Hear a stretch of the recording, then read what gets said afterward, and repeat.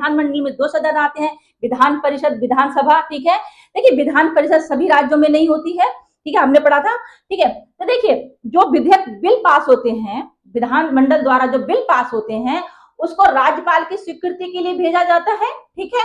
देखिए राज्यपाल क्या करते हैं, या तो वो अनुमति दे देंगे, ठीक है, स्वीकृत कर देंगे, अदरवाइज के पास एक और ऑप्शन होता है। ऑप्शन क्या होता है, वो राष्ट्रपति जी के लिए आरक्षित रख लेते हैं, ठीक है, विधेयक को। क्यों रख लेते हैं, क्योंकि अगर बिल में कुछ ऐसा है जो कि किसी न्यायालय द्वारा दिए गए किसी कानून का विरोध करता है, या गवर्नमेंट यानी केंद्र सरकार के दिए गए किसी निर्णय का विरोध करता है, या संविधान का विरोध करता है, तो ऐसे बिल को राज्यपाल जो राष्ट्रपति जी की स्वीकृति के लिए आरक्षित कर लेते हैं, ठीक है।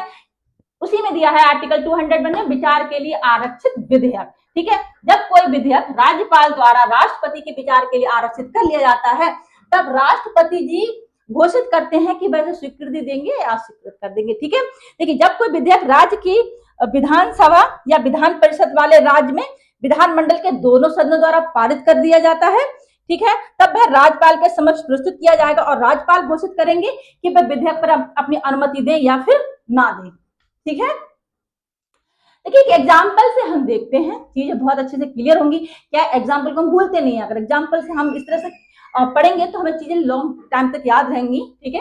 देखिए एग्जाम्पल है आपके सामने। देखिए मध्य प्रदेश विधानसभा ने एक विधेयक पारित किया, ठीक है, पास किया, राज्यपाल ने उसे राष्ट्रपति के विचार के लिए भेजा। देखिए मध्य प्रदेश की गवर्नमेंट ने एक विधेयक पास किया, उसके बाद क्या होता है, फर्दर स्टेप राज्यपाल के पास भेजा जाता है, राज्यपाल स्वीकृत करें या फिर उसको आरक्षित कर लें राष्ट्रपति जी की स्वीकृति के लिए। फिर क्या किया उन्होंने, राष्ट्रपति की स्वीकृति के लिए आरक्षित कर लिया, क्योंकि उन्हें ऐसा लगा, बिल में ऐसा कुछ था कि उनको लगा कि ये राष्ट्रपति की स्वीकृति के लिए आवश्यक है, कुछ संविधान का कुछ टकराव हो रहा है, या फिर किसी न्यायालय का संबंधित उस बिल में कुछ ऐसा है जो उस निर्णय के खिलाफ है, ठीक है, न्यायालय को कोई निर्णय दिया है उसके खिलाफ उस बिल में है, तब वो बिल राष्ट्रपति के लिए उन्हें आरक्षित कर लिया। उसके बाद क्या होगा, राष्ट्रपति जी ने तो राष्ट्रपति के पास भेजा वो बिल को,